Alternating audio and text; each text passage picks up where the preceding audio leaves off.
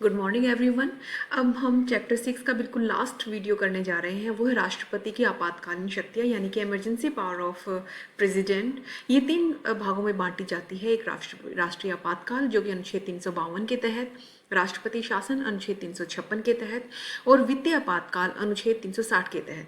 आप समझते हैं कि वास्तव में अलग अलग से इनका मतलब क्या है। सबसे पहले हम आते हैं राष्ट्रीय आपातकाल यानी कि नेशनल इमरजेंसी पर, जो कि अनुच्छेद 352 के अंतर्गत आती है। आपको बहुत इंपॉर्टेंट है याद रखना, कॉम्पिटिटिव एग्जाम के परस्पेक्टिव से और आपके एग्जाम के परस्पेक्टिव से पेपर्स में तो ये आना ही है, क्वेश्चन बहुत इंपॉर्टेंट है। तो अनुच्छेद 352 क्या कहता है? अनुच्छेद 352 कहता है कि राष्ट्रपति को एक पूरे देश में इमरजेंसी या कहीं आपातकाल लगाने की स्वतंत्रता है तीन परिस्थितियों में। ये तीन परिस्थितियां कौन सी है? अगर देश में किसी प्रकार का जो है युद्ध, किसी दूसरे देश के साथ युद्ध हो उस परिस्थिति में, या फिर कोई बाहरी जो है विदेशी आक्रमण हो जाए, या फिर कोई देश के अंदर सशस्त्र विद्रोह हो जाए। इसको इंग्लिश में एक बार बोल देती हूँ, emergency arising out of war.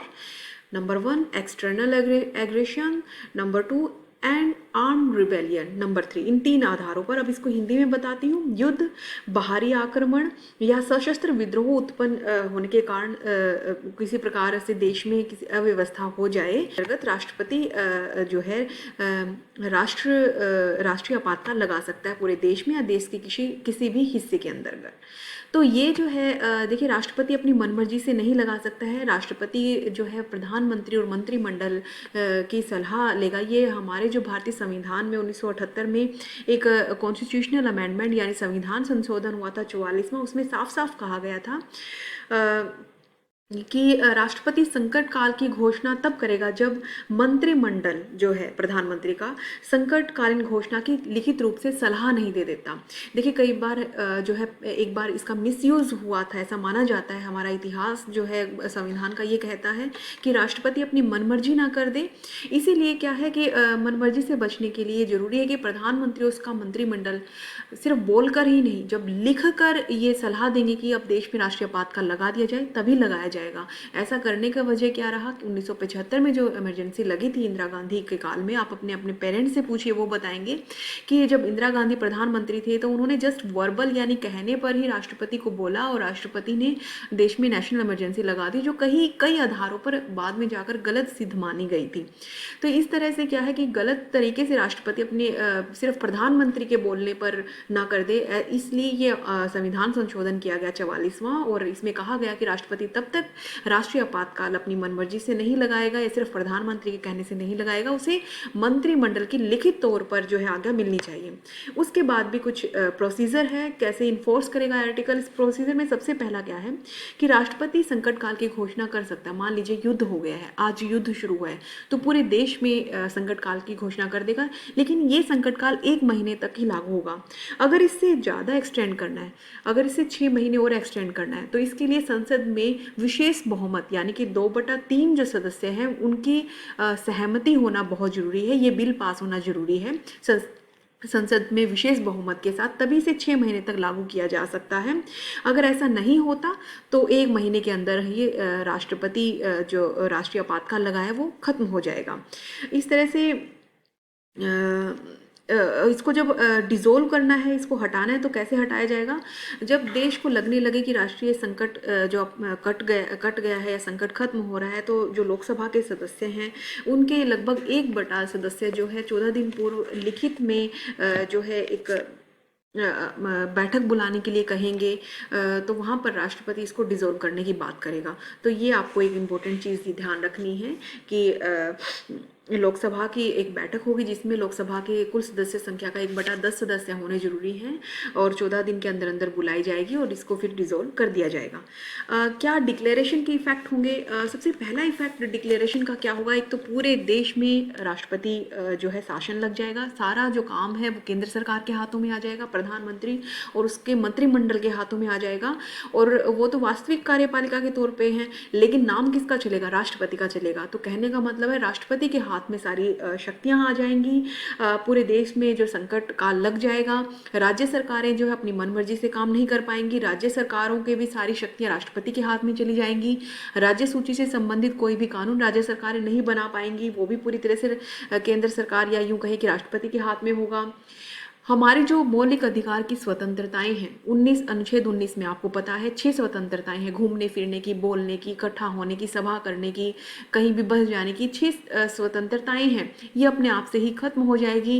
इन स्वतंत्रताओं के लिए अनुच्छेद 32 के तहत हम सुप्रीम न्यायालय में, सुप्रीम कोर्ट में नहीं जा सकते हैं कि हमें हमें जो स्वतंत्रताएं दी जाए, जो सरकार वो हमसे स्वतंत्रता छीन रही है, तो उसके तहत हम सुप्रीम कोर्ट में भी नहीं जा सकेंगे जब नेशनल इमरजेंसी होगा।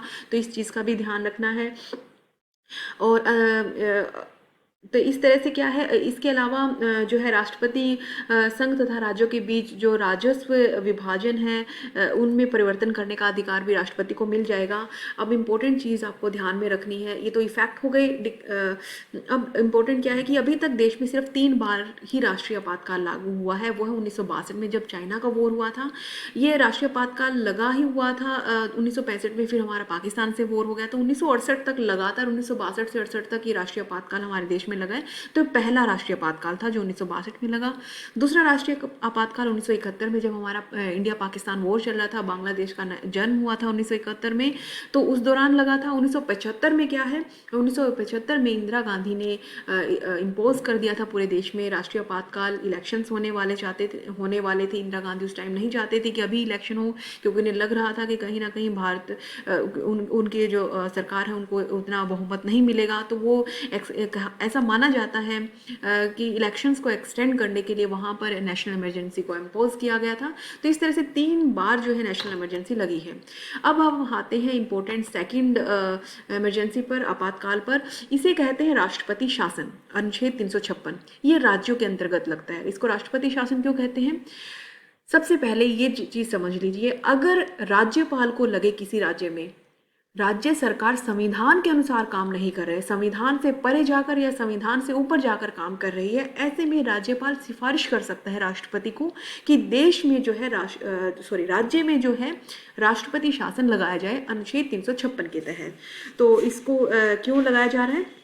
राष्ट्रपति को ये सूचना प्राप्त हो जाती है राज्यपाल के तहत कि या फिर राज्यपाल लिखित रिपोर्ट दे देता है और ये विश्वास दिला देता है राष्ट्रपति को कि राज्य का शासन संविधान के अनुसार नहीं चल रहा है, तो वो राज्य सरकार को हटाकर अपना शासन ले आएगा, यानी कि केंद्र का शासन वहाँ पर लागू हो जाएगा। अब इसको लगाने का प्रोसीजर क्या है? इसको लगाने का प्रोसीजर ये है कि राष्ट्रपति जो है राष्ट्रपति शासन 2 महीने के लिए लगाएगा सबसे पहले। अगर संसद में उसको स्वीकृति मिल जाती है तो वो 6 महीने के लिए एक्सटेंड कर सकता है, और अधिकतम 3 वर्ष तक ये एक्सटेंड हो सकता है राष्ट्रपति शासन राज्य के अंतर्गत। अच्छा, ये कितनी बार लागू हुआ है? देखिए, देश की विडंबना है कि ये बहुत बार लागू हो चुका है, लगभग 130 से अधिक बार लागू है। सबसे पहले ये जो है पंजाब में लागू हुआ था, उसके बाद जम्मू कश्मीर में सबसे अधिक 8 बार लागू हो चुका है। इसके इफेक्ट क्या होंगे? देखिए, राज्यों में लागू हो रहा है तो ऑब्वियसली राज्य सरकारों की बहुत सारी छूट जो है खत्म हो जाएगी। सारा जो काम है गवर्नर के तहत यानी राज्यपाल के तहत राष्ट्रपति अपने हाथों में ले लेगा उस राज्य का। वास्तविक कार्यकारी शक्ति राज्यपाल के हाथ आ जाएगी, जो पूरी खबर राष्ट्रपति को देगा। राज्य सूची के विषय में कोई कानून नहीं बना पाएगा राज्य। अस्थायी रूप से राष्ट्रपति राज्य का शासन राज्यपाल को सौंप देगा। राष्ट्रपति किसी अन्य कार्यपालिका संगठन को भी यह कार्य सौंप देने का काम कर सकता है। संविधान को उद्देश्य पूरा करने के राष्ट्रपति कुछ नियम बना सकता है उस राज्य को लेकर। राष्ट्रपति ऐसी संकटकालीन अवस्था से संबंधित अथवा राज्यों के नागरिकों के स्वतंत्रता के अधिकार या फिर संवैधानिक उपचारों के अधिकार को निलंबित कर देगा, खत्म कर देगा, यानी कि वही आर्टिकल 19 और आर्टिकल 32 एक बार याद कर ले, मैंने आपको अच्छे से समझाया है इस चीज़ को। इसी तरह से जब राष्ट्रपति केंद्रीय संसद को उस राज्य के लिए प्रांतीय सूची पर कानून बनाने का अधिकार सौंपे, तो संसद भी राष्ट्रपति को कानून निर्माण के अधिकार सौंप सकती है तथा राष्ट्रपति यह अधिकार किसी अन्य संस्था को भी प्रदान कर सकता है। राज्य कर्मचारियों की विशेष कर्तव्य राष्ट्रपति द्वारा सौंपे जा सकते हैं। परंतु राष्ट्रपति राज्य उच्च न्यायालय की शक्तियों में किसी प्रकार की कमी नहीं करेगा। तो ये चीज़ एक इम्पोर्टेंट है। तो देखिए कई बार क्या होता है कि इसे ये कई बार गलत तरीके से भी लागू हुई है। जब हम मूल्यांकन करेंगे इन तीनों पावर्स का तब मैं उसमें बताऊंगी कि कैसे। अभी के लिए हम तीसरा रूल पढ़ लेते हैं, छोटा सा है, फिनेंशियल इमरजेंसी यानी कि वित्तीय आपातकाल। ये अनुच्छेद 360 में दिया गया है। ये कब लगाया जाता है? जब राष्ट्रपति को ये विश्वास हो जाए कि भारत या इसके किसी राज्य के किसी भाग का वित्तीय साख संकट में सकता है, वित्तीय आपातकाल की घोषणा कर सकता है, जो कि 2 महीने के लिए स्वीकार की जाती है। अगर 2 महीने के अंदर यदि ये घोषणा संसद में 2 महीने के अंदर पास ना हो तो इसे समाप्त भी कर दिया जा सकता है। अब इसके इफेक्ट क्या होंगे अगर ये फाइनेंशियल इमरजेंसी देश में या किसी हिस्से में लग जाती है? तो वित्तीय संकट की अवस्था में जो है राष्ट्रपति राज्य को अथवा कुछ राज्यों को ऐसे निर्देश दे सकता है जो उसकी दृष्टि में वित्तीय साख बनाए रखने के लिए आवश्यक है, यानी कि वो जो है वेतन भत्ते कर्मचारियों के कम कर सकता है राज्यों के, या फिर केंद्र कर्मचारियों के, उच्चतम उच्च न्यायालयों के वेतन भत्ते भी कम कर सकता है, पेंशन कम कर सकता है। वह आदेश दे सकता है राज्य विधानमंडलों द्वारा जो पास किए जा रहे धन बिल या वित्तीय विधेयक से संबंधित बिल, धनों से संबंधित जो भी बिल पास कर रही है उन पर रोक लगाने की बात कर सकता है राज्य विधानमंडलों को वित्तीय आपातकाल के दौरान। इसके अलावा संघ और राज्यों के बीच जो करों का बंटवारा होता है उसमें परिवर्तन किया जा सकता है। बहुत सारे देश की वित्तीय साख को देश की वित्तीय जरूरतों को पूरा करने के लिए या देश की साख को बनाए रखने के लिए जो है देश में आर्थिक स्थायित्व को बढ़ाने के लिए बहुत सारे कदम जो है उठाए जा सकते हैं।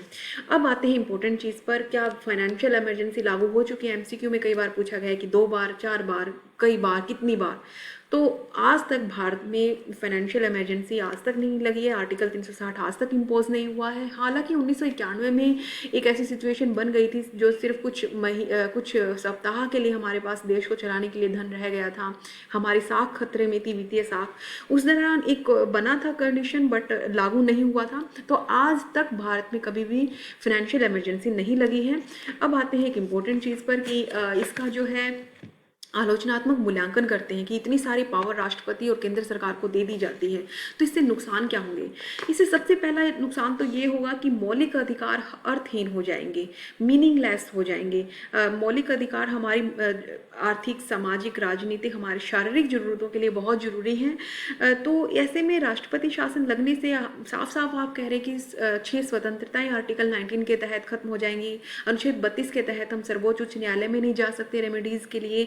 तो ये बहुत बड़ा खतरा है मौलिक अधिकारों के लिए। इसके अलावा राज्य सरकारों की भी ऑटोनॉमी है, स्वायत्तता है, वो खत्म हो जाती है।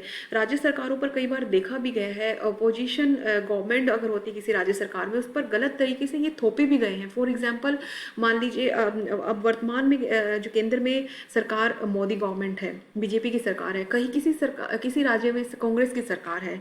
अगर बीजेपी गवर्नमेंट को लगेगा कि यहाँ पर ये जो केंद्र सरकार है, ऐसा देखने में मिला अरुणाचल प्रदेश के मुद्दे में, ये देखने को मिला कि राज्य सरकार को वहाँ के राज्यपाल ने जो गलत तरीके से है एक्सप्लेन किया राष्ट्रपति के सामने, और राष्ट्रपति ने वहाँ पर राष्ट्रपति शासन लगा दिया क्योंकि वहाँ पे कांग्रेस की गवर्नमेंट थी और प्रधानमंत्री और उनका मंत्रिमंडल सहमत थे कि लगा दीजिए। तो यहाँ पर अपोजिशन ऐसा ही हुआ है जब कांग्रेस की गवर्नमेंट रही है सत्ता में केंद्र में और राज्य में बीजेपी की गवर्नमेंट रही है, किसी और पार्टी की गवर्नमेंट रही है, तो आपस में एक दूसरे से क्लैश करने के लिए, एक दूसरे से जो एक तरह का खुन्नस निकालने के लिए कई बार देखा है कि इस संविधान का बहुत बार जो है राष्ट्रपति जो शासन है, जो प्रेसिडेंशियल रूल है, इसका बहुत गलत तरीके से इस्तेमाल किया गया है। इसके अलावा कहा जा रहा है कि जुडिशरी जो है, हमारी न्यायपालिका पर बहुत सारी बंदिशें हो जाएंगी क्योंकि हमारी न्यायपालिका के अंदर जाकर हम इमरजेंसी को चुनौती नहीं दे सकता कोई भी व्यक्ति, कोई भी संस्था।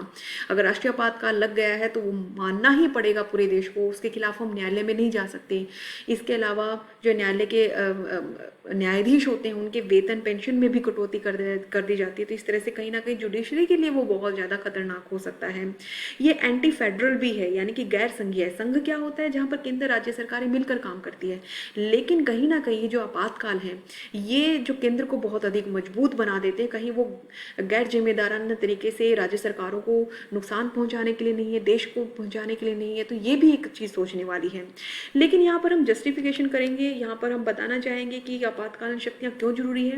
देखिए हिस्टोरिकल बैकग्राउंड रहा है कि जब तक केंद्र सरकार मजबूत नहीं हो जाएगी तब तक देश को युद्ध जैसी परिस्थितियों से नहीं निकाला जा सकता है। देश की सुरक्षा का जिम्मा केंद्र सरकार के हाथ में है, तो ऑब्वियसली इस देश को सुरक्षित रखने के लिए केंद्र सरकार आपातकाल लगाने की पूरी छूट भी है।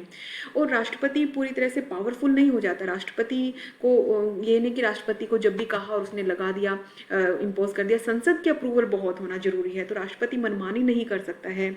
और मौलिक अधिकारों के बारे में भी कहा गया था, मौलिक अधिकार से जरूरी है देश की सुरक्षा है, तो ऐसे में मौलिक अधिकार अगर हटा भी दिए जाएं तो वो कोई बहुत बड़ी बात नहीं